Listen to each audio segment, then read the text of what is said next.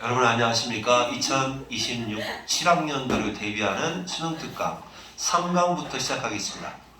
3강의 1번 엑서사이즈 게이트웨이는 안합니다. 자, 1번 미기후에 대한 내용이에요. 미기후, 미세기후라고도 합니다. 미세기후. 이걸 미세기후는 마이크로 클라이미트라고, 영어로 마이크로 클라이미트라고 하는 건데, 요거에 대한 배경 지식을 잠깐 이야기해 보도록 하겠습니다. 그러니까 예를 들어서 여러분이 이제 지금 우리나라 같은 경우는 온대기후 지역이죠. 온대기후 지역이야. 위도상으로 온대기후 지역이라 대략 예를 들어 온대기후의 영향을 받아서 대략 바깥 날씨가 뭐 영하 3도 정도 된다고 합시다. 자, 그러면 우리는 이 영하 3도라는 그 기후가 주는 온도를 그대로 다 때려 맞아요? 네. 때려 맞지 않잖아요. 네. 아, 너는 영하 3도로 지내십니까? 아니요. 영하 3도로 지내지 않잖아요. 그래서 어떻게 지내느냐? 우리는 옷 같은 걸 입어요. 옷을 입는다거나 아니면 주택을 난방한다거나 주택 난방을 한다거나 이런 식을 통해서 여러분만의 기후 조정을 합니다. 영하 3도 바깥 날씨는 그래도 여러분은 어떻게 한다? 영하 3도가 아니라 몇 도를 유지합니까? 대략 체온과 비슷한 온도를 유지할 수 있죠. 이렇게 조정이 가능하잖아요. 부분의 온도 조정이 가능한 부분의 온도를 우리가 조작할 수 있는 부분의 온도를 바로 미기후, 미세기후라고 하는 거예요. 마이크로 클라이미트라고 하는 겁니다. 그러니까 이 미기후라고 하는 건 자연이 설정한 기후가 아니라 우리가 언제든지 조정할 수 있는 그런 기후를 미기후라고 할 수 있는데, 그럼 미기후 같은 경우는 보통 그 옷을 입는 거, 주택 난방하는 거 이런 쪽 계통으로 실내에서 행해지는 게 보통 미기후죠.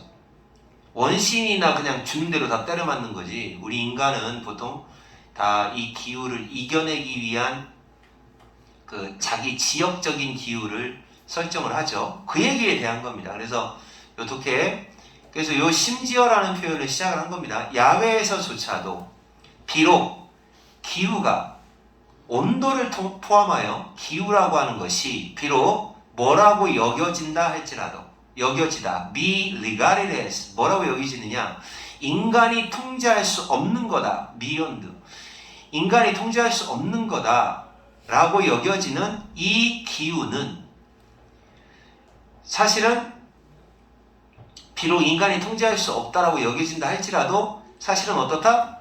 이 온도, 지역적인 온도의 통제는, 그러니까 이거를 번역할 때 부분적이라고 번역하면 좋아요. 부분적인, 그죠? 부분적인 온도의 통제는 가끔씩은 효과가 있다. 근데 이게 사실은 난방이 되는 주택 안에서 또는 옷을 입는다는 그런 문화적인 환경으로 그렇게 효과가 있는데, 여기서 얘기하고 있는 건 야외에서도 그렇다라는 얘기예요. 실외에서도 효과적으로 부분적인 온도의 통제가 효과가 있을 수 있다.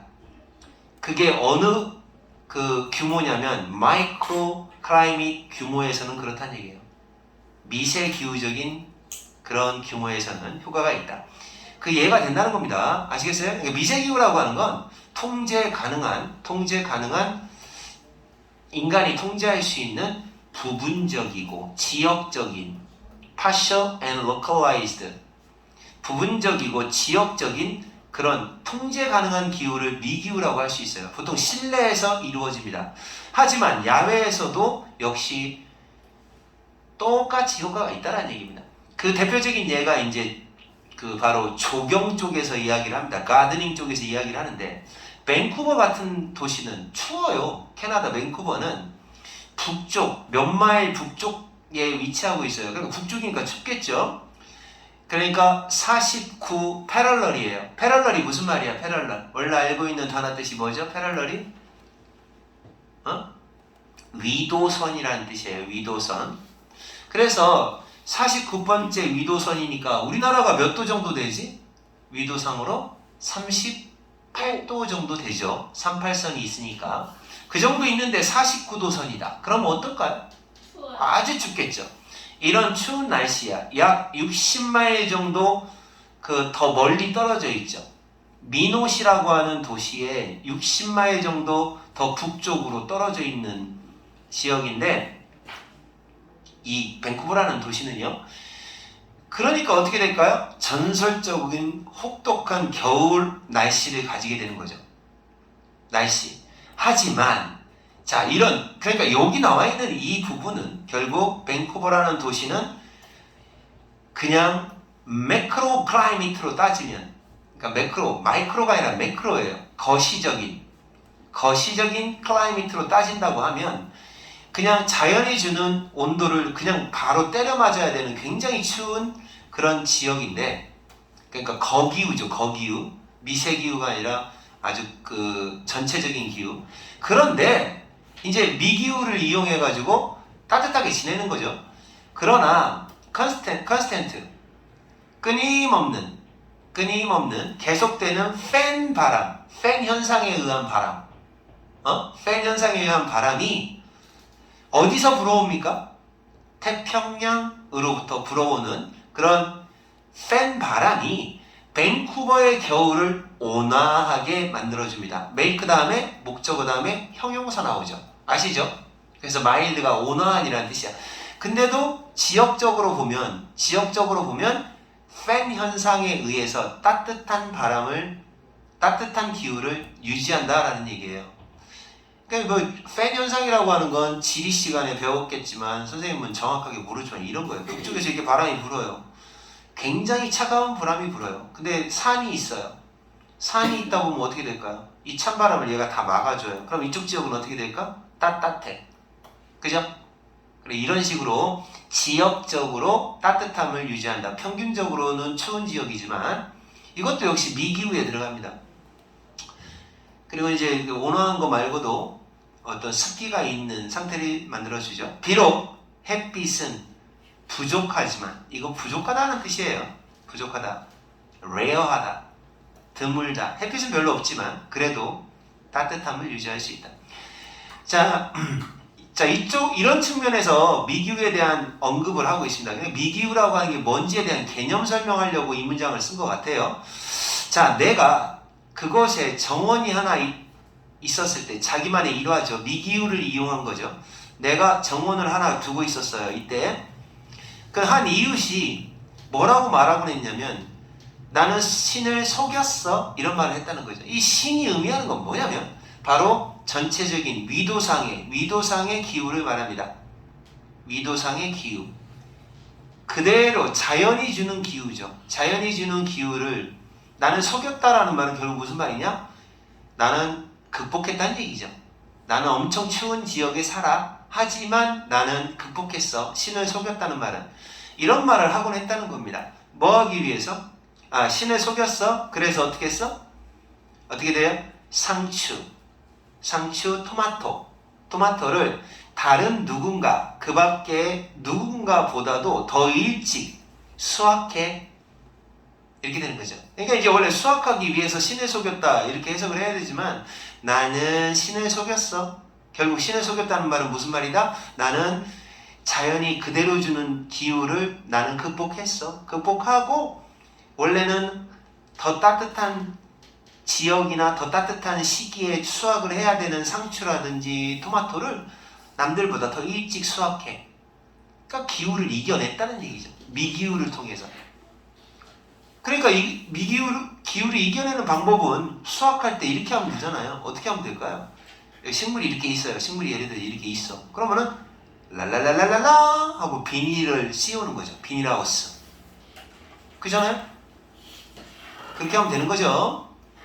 그러니까 인간은 어차피 이런 미기후를 신을 속이는 행위를 하게 됩니다. 자, 요 베드, 요게 이제 화단, 이게 조금 높이 올라와 있는 부분입니다. 여기 높이 올라와 있는 부분, 여기다 심잖아요. 그죠? 여기다가 그 화단, 요 웨어로 바꾸면 됩니다. 웨어로 바꿀 수 있고요. 채소가 자라는 화단은 바로 위로 볼록 올라와 있다. 뱅크되어 있다. 뱅크가 뚝이라는 뜻이에요. 위로 볼록 올라와 있습니다. 남쪽을 향하여 올라와 있습니다. approximately 대략 50도 정도로 올라와 있습니다. 그리고 그 지역, 식물 사이사이의 공간, 그 지역은 뭘로 덮여 있어요? 평평한 돌로 덮여 있어요. 자, 왜 평평한 돌로 덮였을까? 추위를 막으려고 그러죠. 그죠? 근처 비치, 해변에서 모아온 거죠. 모아왔죠. 토양의 난방을 최대화하기 위해서 갖다가 모아다가 평평한 돌을 갖다 모아다가 쌓아놓은 겁니다. 식물 주변에다가. 늦은 겨울하고 초봄이죠. 초봄의 약한 그 햇빛으로부터 토양 난방을 최대화하려고 갖다 놓은 겁니다. 이게 전부 다 신을 속이는 행위들이에요. 신을 속였다라는 이 말은 결론적으로 말하면 무슨 뜻이다? 자, 그러면 여기 있는 문제의 정답이 나올 거예요. 신이 속였다라는 말은 뭐를 의미한다? 자연이 주는 그대로의 기후를 나는 극복했다라고 하는 말이에요. 그래서 나중에 여러분이 풀어보면 되겠지만 바로 극복하기 위해서 영리한 기법을 사용했다 이런 얘기입니다.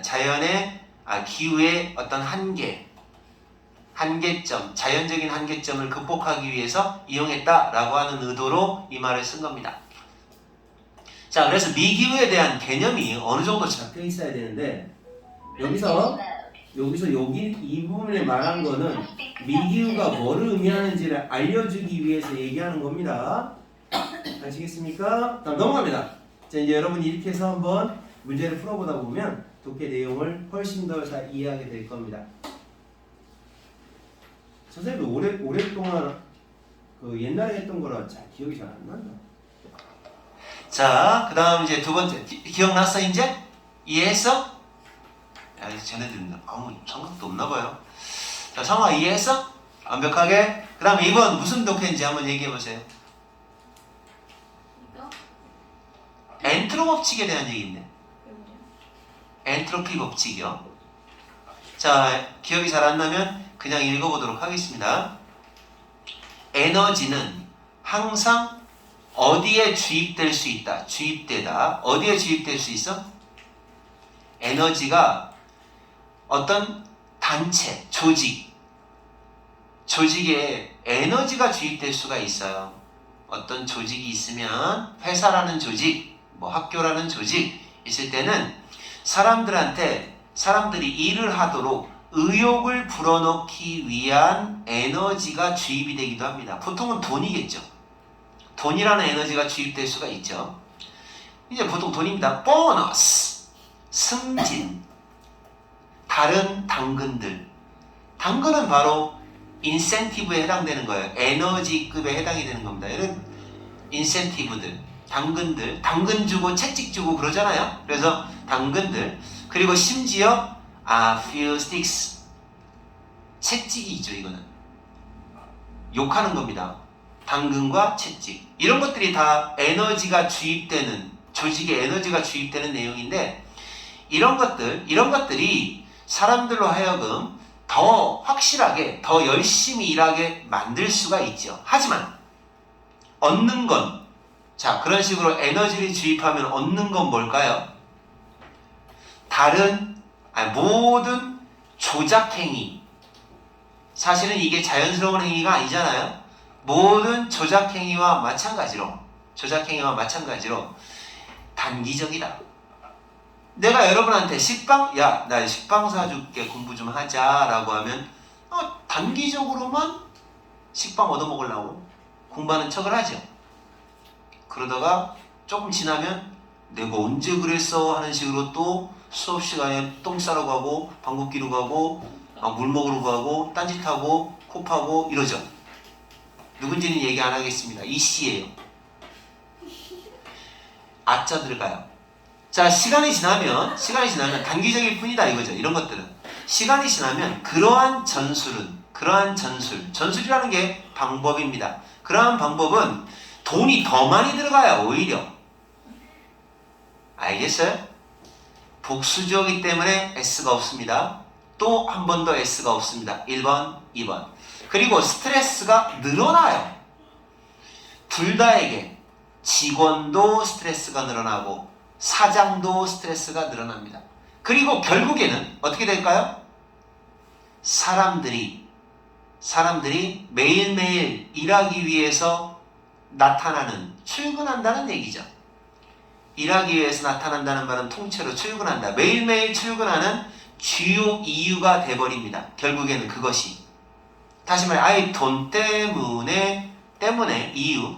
돈 때문에 출근해. 승진하려고 출근해. 사장한테 스틱 맞을까봐 출근해. 뭐 이런 주요 이유에 불과해진다는 거죠. 진정한 모티베이터, 동기를 부여하는 요소는 안 된다는 거예요. 단기적이라는 거죠. 아이, 식빵 얻어먹으려고 내가 공부하는 척 해야지. 이렇게 된다는 거죠. 그건 로열티라고 하지 못하는 거죠. 진짜 필요한 건 조직에서 로열티가 필요한데 이게 바로 진정한 충성이죠. 로열티가 얘가 있어야 되는 거거든요. 사실은 그거는 로열티가 아니라는 거예요. 충성이 아니다. 그것은 자, 지금 말하고 있는 거는 리피트 비즈니스예요. 자, 리피트 비즈니스가 뭡니까? 재구매 고객이에요. 까먹었어? 재구매 고객. 자, 재구매 고객의 직원 버전이다. 알겠어요? 다시 말해, 재구매 고객이 왜 물건을 계속 살까요? 로열티잖아요. 로열티. 충성심 때문에 사는 거 아니에요? 그 브랜드에 대한 충성심. 그러니까 결국 충성심 때문에 사는 건데 직원들도 마찬가지로 그런 식으로 잠깐만. 이게 지금 이 말 뜻이 뒷내용을 마저 읽어봐야 무슨 말 뜻인지 알 수 있는 말인데 이렇게 약간 의역을 하면 재구매 고객도 마찬가지다. 재구매 고객도 마찬가지다라는 얘기잖아요. 그러니까 인플로이 버전하고 인플로이 직원이나 재구매 고객이나 같다는 거잖아요.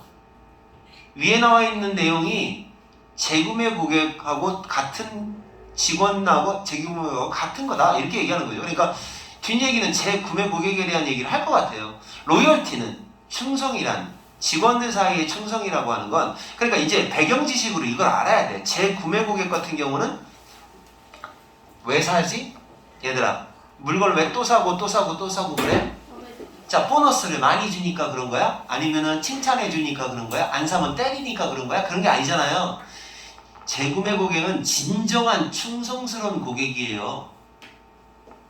알겠습니까? 근데 직원은 어때요? 진정한 충성심이 있어야 이 사람 얘기는 진정한 충성심이 있어야 이 사람이 이제 일을 즐겁게 열심히 한다는 얘기입니다. 재구매고가 같다는 거죠. 같이 봐야 된다는 얘기야. 그래서 이 직원들 사이에서의 충성심은 언제라고 볼 수 있느냐? 언제 야 얘가 진짜 로열티 있는 놈이네? 라고 할 수 있느냐? 바로 거절할 때. 돈 더 많이 줄게 라고 해도 거절해요. 그럴 때 피자 사줄게 라고 해봤자 아니에요. 공부 열심히 하는 거예요. 그냥 열심히 하는 거죠. 그 다음에 또는 베너피츠 어떤 혜택도 거절하는 거죠. 다만 뭐를 하기 위해서일까요? 계속해서 일을 하려고 같은 회사에서 일하기 위해서 돈 더 많이 딴 데서 준다거나 아니면 다른 혜택이 더 있다 하더라도 그걸 거절할 수 있을 때 충성이라고 할 수 있는 거예요. 로열티라는 게, 그러니까 이 독해가 이제 기억이 났습니다. 이 독해는 뭐냐? 결국은 직장 생활의 핵심은 뭐다? 로열티다. 얘가 있어야, 충성스러움이 있어야 바로 그 직장 다니는 커즈가 된다. 명분이 된다. 이런 어떤 고리타분한 이야기입니다. 솔직히 현실적으로 봤을 때 이런 고객이 있을까 싶습니다. 자, 한 회사의 이 충성, 로열티라고 하는 거, 이 로열티라고 하는 건 이깁니다. 승리하다, 트럼프. 누구를 이겨요? 이긴다, 능가한다 이런 뜻이에요. 페이를 이깁니다.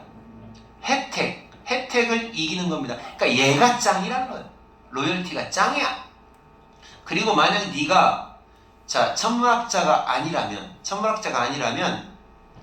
자 강조 구문입니다. 우리가 하는 일 얘가 강조된 거예요. 천문학자가 왜 나왔는지 생각해 보세요. 천문학자가 굉장히 로열티가 강한 사람들인가 봐요. 아니 천문학자가 아니구나. 이거 우주비행사네요. 우주비행사. 자 다시 우주비행사는 이 사명감 그런 걸 가지고서 하는 사람인가 봐요. 그러니까 네가 우주비행사가 아니라면 그러면 또한 우리에게 영감을 불어넣어주는 것은 일이 아니다. 여기 부정부정으로 해야 될 것 같아. 우리가 하는 일이 아니다.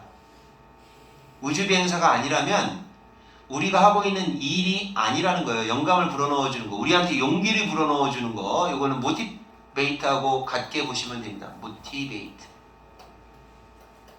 그래서 우리에게 영감을 불어넣어주는 건 일이 아닌 겁니다. 근데 거꾸로 해야 돼. 이거는 뭐냐면 만약에 우주비행사라면 그러니까 영감을 불어넣어주는 건 일 그 자체가 되어야 된다는 거죠. 우주비행사 정도 된다면 그러면 일 자체가 우리한테 의욕을 불어넣어주는 것이다. 이 사람들의 얘기를 알아야 될 것 같은데 우주비행사가 어떤 놈들인지 뭐가 나와야 되는데 우주비행사는 어떤 놈들이냐? 니네가 생각할 때 뭐 어떤 놈이야? 말해봐. 우주비행사 사명감이 뛰어난 애들인가? 그래 사명감이 뛰어난 애들이야. 그럼 우주비행사가 아니라면 우리한테 영감을 불어넣어주는 건 우리가 하는 일은 아니다. 그 얘기는 무슨 얘기지? 우주비행사 정도 된다면 그러면 용기를 불어넣어주는 건 일이어야 한다. 그 얘기네요. 거꾸로 이렇게 부정부정으로 잡아야 될 것 같아요. 다시 말하면 얘를 2% 붙이고 얘를 지워버려요. 그러니까 이 사람에 대한 배경 지식을 알아야 돼요. 우주비행사는 어떤 사람이냐면 굉장히 대의명분, 커즈 때문에 일하는 사람이라는 거죠. 로열티 때문에 일하는 사람이라는 거예요. 그러면 그런 사람이니까 이런 사람 정도 되는 것처럼 우리한테 어떤 의욕을 불어넣어 주는 건 일이어야 한다는 거예요. 일 그 자체가 중요하다라고 부르는 거죠. 보너스 때문에 일하는 게 아니라 대의 명분이 중요하다라고 또 강조를 하죠. 우리가 일하러 오는 것은 바로 대의 명분인 거다. 우리는 벽을 쌓기 위해서 직장에 출근하고 싶지는 않은 거다. 우리는 그냥 벽을 쌓는다는 얘기는 무슨 얘기냐면 하찮은 일을 한다는 거죠. 큰 성당, 대성당을 짓기 위해서 바로 직장에 오고 싶어 하는 거다. 그러니까 우리가 출근하는 이유가 뭐다? 충성이다, 대의 명분이다, 우리한테 의욕을 주는 진정한 일이다 라고 주장하는 꼰대 같은 이야기입니다. 자, 그러면 주제를 한번 찾아봅시다. 얘가 답이 뭐가 될까요? 이거 찾으면 여러분이 이해가 된 겁니다. 자, 찾아봐. 이 글의 주제는 직장, 우리가 출근하는 이유는 진정한 직원의 충성심은 바로 재정적인 인센티브보다는 공유된 목적, 이게 바로 커즈예요. 대의명분. 여기에서 비롯된다. 공통의 목적이라고 하는 게 우리 한번 해보자고 뭐 그런 회사에서의 어떤 그런 거 있지 않습니까? 이런 거가 된다 라고 얘기를 하는 겁니다. 한 문제만 더 풀어보자. 내용 일치는 똑같은 거고, 이게 무슨 뜻에서 한 말일까요? 벽을 만들기 위해서 출근하고 싶지 않다. 우리는 대성당이라고 하는 멋진 목적, 이 목적을 이루어내기 위해서 출근하고 싶다. 이런 의미가 되는 거예요. 그럼 정답 뭐가 될까? 찾아봐. 이거 맞히면 죽었어. 이거 맞추면 진짜 이해한 거야. 자, 상아가 해봐. 2번? 2번? 아닙니다.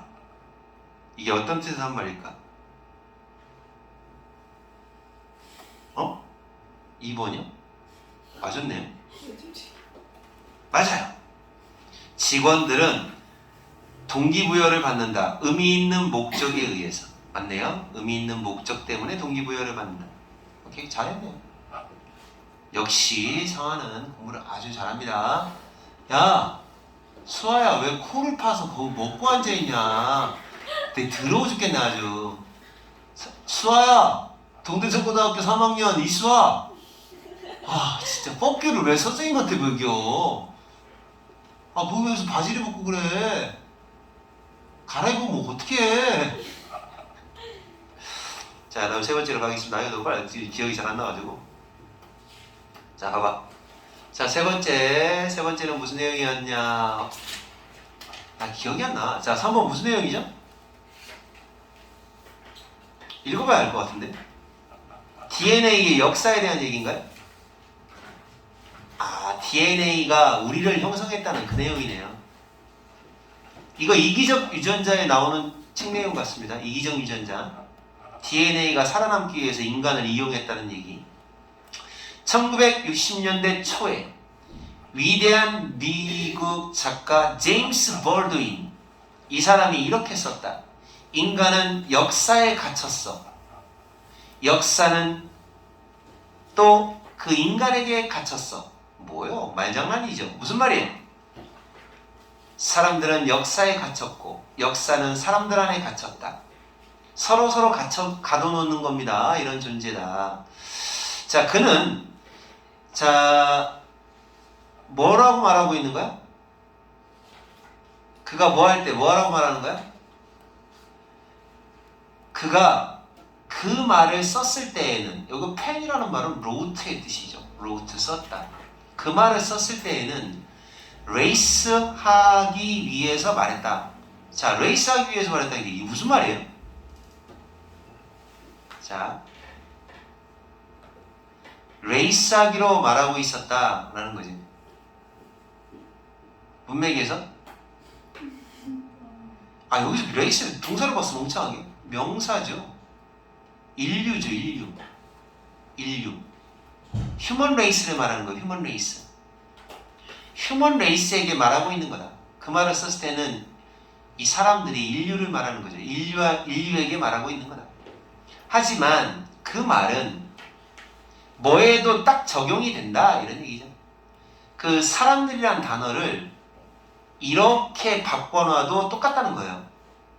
그러니까 인간은 역사에 갇혔고 역사는 사람들 안에 갇혔어 라고 하는 말에서 이 사람이 한 말은 인간에게 한 말이지만, 만약에 그 people이라는 단어를 지구상의 모든 생명체, 현재든 과거든 이런 모든 생명체로 그 단어를 바꿔놔도 똑같다는 거예요.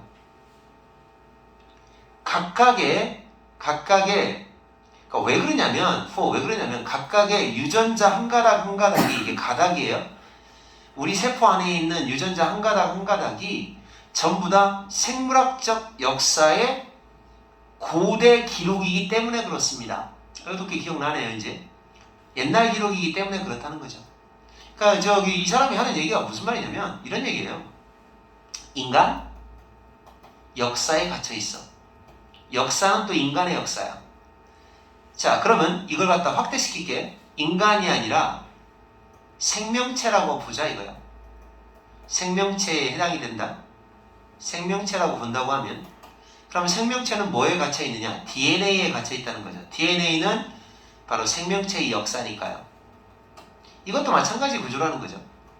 모든 생명체는 DNA에 갇혀 있고 DNA는 모든 생명체를 가두고 있고 서로 이런 관계라는 겁니다. 이해갔습니까? 자, 그래서 이 사람 하는 얘기가 간단한 코드로 쓰여져 있죠. 원래 역사는 글로 쓰여져 있지만 얘는 DNA는 역사는 역사인데 생물학적 역사입니다. DNA는 코드로 쓰여져 있다는 거고, 그리고 대대손손 제너레이션에서 제너레이션으로, 세대에서 세대로 물려 내려와집니다. 물려 내려와지는, 그쵸? 역사도 패스 다운, 물려 내려받는 거죠. DNA도 마찬가지다 이죠. DNA도 어떻게 보면 인류의 역사, 생명체의 역사를 다룬다 라는 겁니다. 여기까지 이해갔습니까? 이만큼의 내용입니다. 자, 그 다음에 어떤 사람이 이렇게 말할 수가 있다. 우리가 이렇게 말할 수 있다는 거죠. DNA라는 건 단지, 이거 오은이에요. 단지 DNA는 역사에 불과하다. DNA도 역사라고 말할 수 있는 거죠. 자, 근데 다만 신체적인 발현입니다. 그러니까 물리적으로 표현되는 거다라는 거죠. 여기서 이제 그 발현이라는 말이 너무 어려우면 뭐라고 해야 되죠? 표현? 이렇게 하시면 될 것 같아요. 구현? 구현이 맞겠네, 구현. 그러니까 모습을 드러낸 겁니다. 물리적으로 구현하고 있는 것을 가지고 있는 거죠. 그러니까 이제 역사는 형체가 없잖아요. 근데 DNA는 형체가 있어요. 있죠? DNA 형체가 있습니다. 천천히 섞여졌고 축적됐죠. 그런 물리적으로 구현된 구현물. 자, 구현물이라는 거 차이가 있어요. 자, 여기서 on이라고 하는 좀 어려운 단어가 나왔습니다. 뭘까요? 이거 모르면 큰일 나? 억겁이라는 단어예요. 억겁이 뭐예요? 어떤 게요? 아주 긴 기간을 억겁이라고 합니다.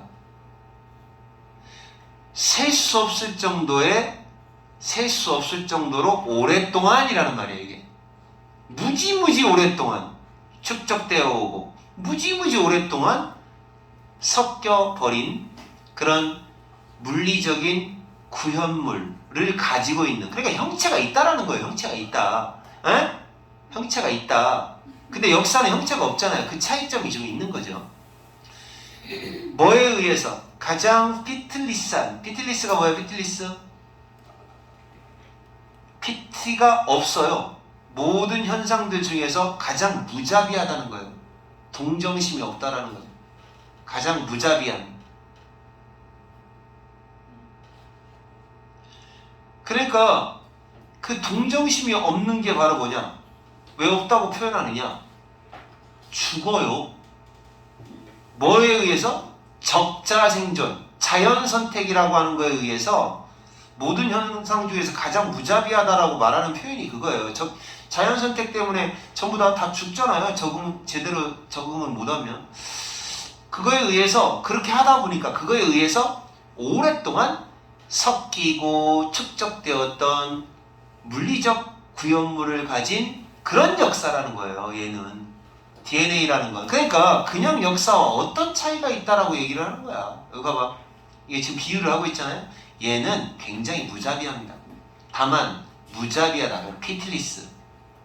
무자비하. 동정이 없어요. 동정이 없고 또 어떤 특징이 있느냐면 얘는 또 아까 뭐였지? 피지컬이에요.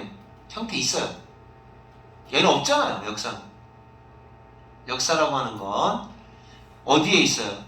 DNA가 생명체의 몸에 그대로 남아있지 않습니까? DNA라고 하는 건 역사인데 우리 안쪽에 존재하고 있는 역사예요. 그러나 우리의 주인이 되는 놈이에요. 또한 그래서 이기적인 유전자의 내용이 그거예요. 우리 인간은 그냥 숙주예요. 인간은 DNA라고 하는 요 녀석이 우리 인간을 이렇게 만들어 놓은 거예요. 막 조정해가지고 이제 인간이든 생명체든 계속 자기한테 유리한 쪽으로만 살아남게끔 자연 선택에 의해서 남겼다. 그래서 이건 그런 내용이거든요. 선생님도 책은 읽어보지 않았지만 그런 내용으로 알고 있어요. 그래서 우리 몸에 있는 청사진, 그러니까 DNA라고 하는 건 우리 몸의 하나의 설계도입니다. 설계도고 독재자예요. 얘가 주인이니까. 우리가 물려주려는 것의 독재자입니다. 자녀에게 물려주려는 것에 대한 독재자고, 그 다음에 축복이 될 수도 있는 선물이기도 하고, 또 그러면서 안 좋은 쪽으로는 또는 치명적인 시한폭탄이 될 수도 있는 게 바로 DNA예요. 여러분, DNA는 DNA 잘 검사하면 네가 암에 걸릴지 안 걸릴지도 다 알아요. 그래요? 예, 원래 다 그게 유전자 지도 뭐 그런 거기 때문에. 그래서 이 DNA라고 하는 거가 인간의 그 생물학적 역사인데 그 모든 걸 다 기록하고 있다라는 거고, 그리고 이제 형체가 있다는 차이점이 있다는 거죠. 그러니까 이게 지금 요거 적어놓으면 딱 맞을 것 같아요. 자, 그리고 우리는 진정으로 그러니까 이런 특정한 수단, 이 베이클이 수단입니다. 수단에 갇혀 있는 거다. 역사라고 하는 이 특정한 수단. 역사 중에 하나니까 DNA도. 그러니까 이 특정한 수단이 의미하는 건 DNA를 말합니다. DNA에 진짜 갇혀 있는 거다. 마치 그것이 우리한테 갇혀 있는 것처럼 서로 갇혀 있는 거죠. 그죠?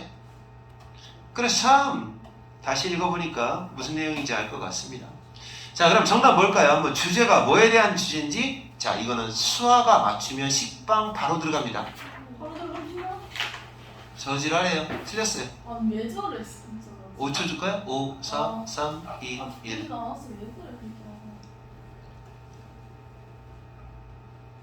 몇 번일까요? 아, 5번? 틀렸습니다. 자, 그래서 정답은 봐봐요. DNA는 역사 기록이라고 하는 본성도 있고, 또 하나 우리의 미래를 결정하는 결정자라는 그런 본성도 있다. 두 가지 본성 다 갖고 있다고 얘기하는 건데, 이 두 번째 본성에 대한 언급은 어디서 나오는 거야? 두 번째 본성이 어디 있다고 얘기합니까? 자, 두 번째 본성 여기서 나오는 거네요. 여기서. 이게 첫 번째 본성. DNA는 우리 안에 있는 역사다가 첫 번째 본성. 다음에 두 번째, 주인이기도 하고, 뭐 설계도가 되기도 하고, 앞으로 하게 될 일에 대한 독재자가 되기도 하고, 뭐 이렇게 얘기하니까 이게 바로 이제 결정권자라는 그 determinant, 결정 요소자라는 뜻으로 쓰인 겁니다. 아유, 뭐요? 저 문제 풀어보면 훨씬 더 잘 이해할 것 같다. 몇 번씩 풀어봐야겠다. 자, 됐습니다. 그 다음 네 번째 독해 빨리빨리 하고 넘어가겠습니다. 자, 네 번째 독해 가겠습니다. 자, 이 내용은 그 내용이에요. 이제 기억나는데, 비판적 사고를 가로막는 두려움.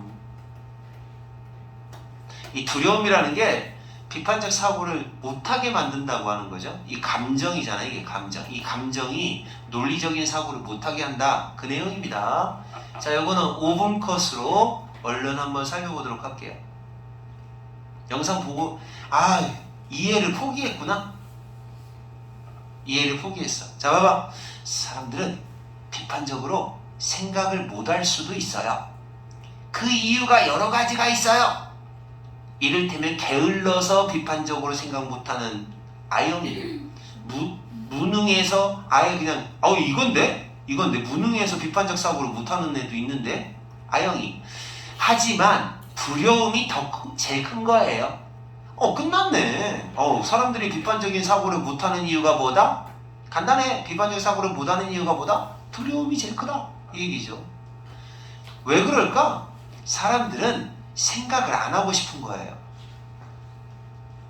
생각을 안 하고 싶은 거예요. 뭐 때문에? 어려우니까가 아니라, 나레이바비, 어려우니까 뿐만 아니라 어려워서도 있네요. 어려워서도 있긴 있는데 진짜 이유는 바로 이거예요. 두려우니까. 뭐가 두려워? 장기적으로 가지고 있었던, 오랫동안 가지고 있었던 믿음을, 그들 스스로가 오랫동안 믿고 있던 그 신념에 의심을 품게 만들까봐, 그게 두렵다는 거죠. 그러니까 나의 오랜 믿음이 깨질까 두려워서, 이런 얘기죠. 깨질까봐 두려워서 논리적 사고를 안 하는 거죠. 네 학생이, 어쩌면 여러분의 학생이 하고 싶어 해요. 자, 그러니까 다시 말해, 굉장히 논란의 여지가 있을 수 있는 그런 일에 대해서 생각하고 싶어, 진짜로 생각하고 싶어 해요. 정치, 윤리, 철학과 같은 거. 자, 논리적이고 싶어 해요. 학생을 예를 드는 겁니다. 여러분 학생들. 그러나 자, 좀 더 심도 있게 탐구해봐라. 일단 깊이 생각하기 시작한다면 우리가 그러니까 이렇게 논리적인 사고를 하고 싶었는데 하지만 뭐 때문에 안 된다는 얘기를 할 거야. 우리가 일단 깊이 생각하기 시작을 하면 그럼 오랫동안 간직하고 있던 그 생각들은 도전을 받게 됩니다. 챌린지도 도전을 받게 됩니다. 생각을 하다 보면 우리가 걱정을 하게 되죠. 뭐 할까봐, 균형을 잃을까봐 걱정을 하게 되고 그 다음에 세상을 바라봐야 할까봐, 색다르게 바라봐야 할까봐 그게 걱정이 되는 거죠. 핵심어는 사실은 걱정이라는 단어예요. worry. 두려워서 논리적 사고를 피한다는 얘기입니다. 옛날 생각이 다. 자, 우리가 걱정스럽다. 생각하는 걸 걱정한다. 뭐 때문에 걱정한다? 우리가 생각하는 것, 또 다른 사람이 생각하는 것, 이것에 대해서 우리가 신경을 쓰기 때문에 생각이 두렵다는 거죠. 이 신경 쓴다는 것도 감정적인 거잖아요. 걱정, 두려움. 심지어 가장 far-fetched한, 자, far-fetched가 무슨 말이에요?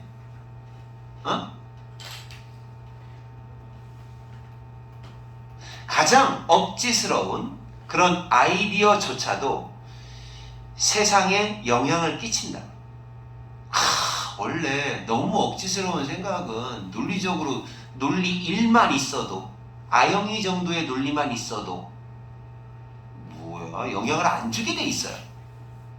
근데 심지어 억지스러운 생각까지도 사람들이 세상에 영향을 받을 정도로 멍청하고 비논리적으로 구는 이유는 뭐냐? 두려워서 그래요. 두려워서. 여러분 그거 알아요? 말도 안 되는 종교단체. 신탄지? 신탄지? 신천지지요. 신탄. 아니 그거는 아무 말도 안 돼요. 그나마도 괜찮아요.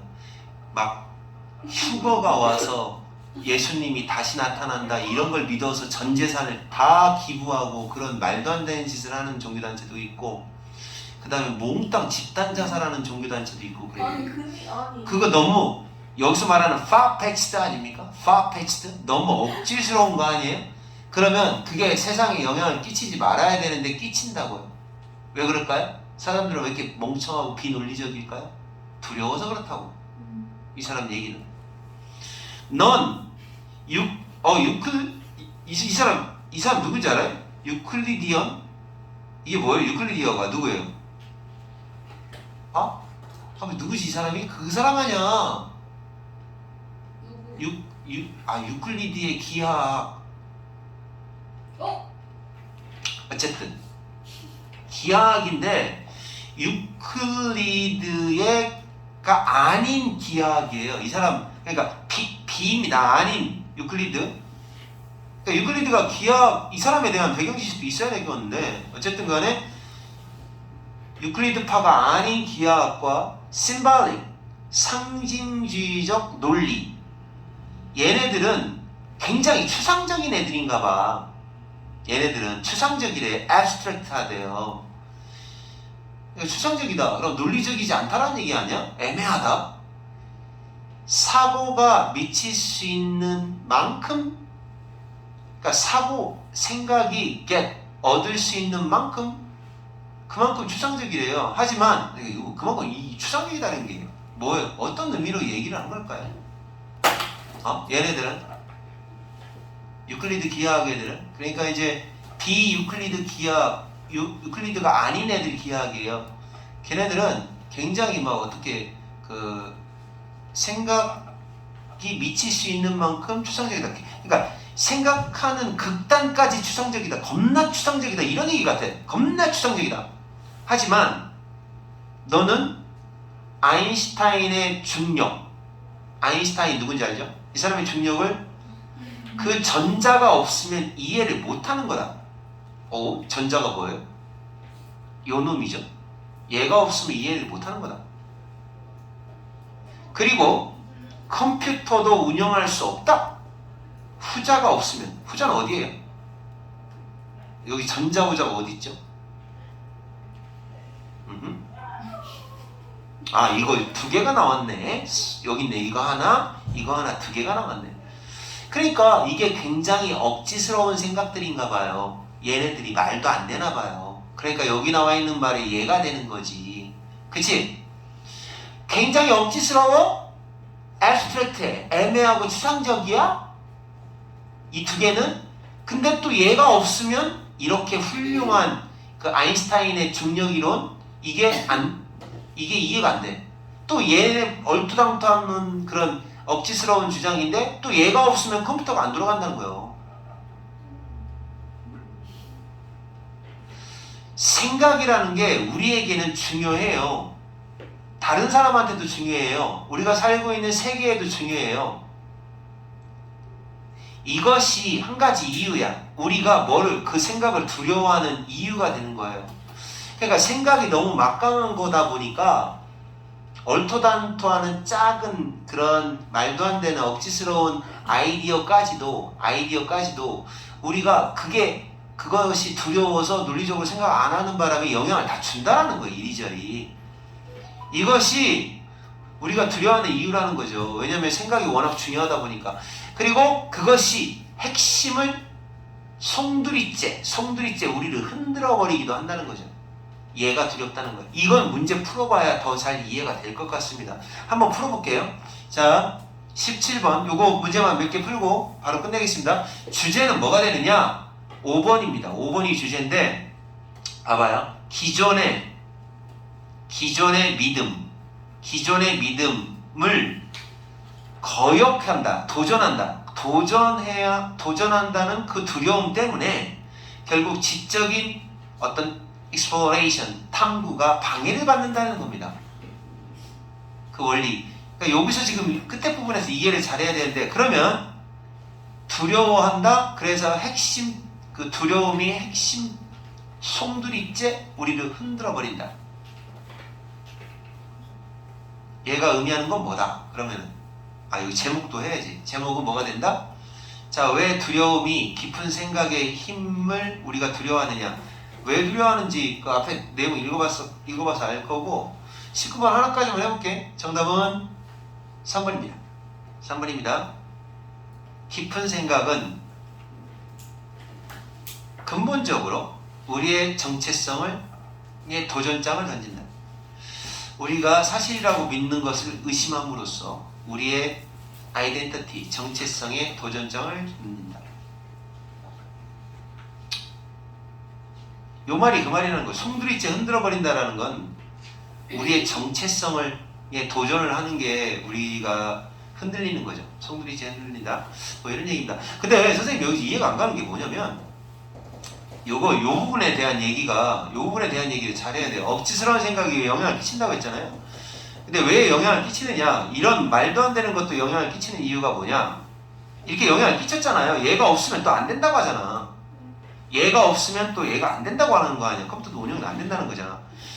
근데 이게 다 뭐 때문에 그러느냐? 두려움 때문에 그렇다라는 거예요. 네. 여기까지 하겠습니다. 꺼져. 근데 너 이겼을 때 몇 반? 블루칩을 삽입했다.